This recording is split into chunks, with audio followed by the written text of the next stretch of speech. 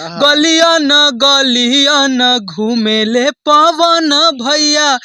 अभी हमारे साथ शशिराज सिंह है और पवन सिंह काराकाट लोकसभा से खड़ा हुए हैं। उनके लिए कुछ हम शशिराज सिंह जी कहना चाहते हैं, सुनाना चाहते हैं। चलिए सुनाइए। हाँ, तो पवन भैया के सपोर्ट और समर्थन में एक गीत है और सभी काराकाट की जनता से आग्रह रहेगा कि भैया को झोली भर भर के प्यार दुलार आशीर्वाद दे और विजयी बनाए। एक गीत है कि गलिया न घूमेले पवन भैया, गलिया न घूमेले पवन भैया, इनका के विजयी बनाई जी।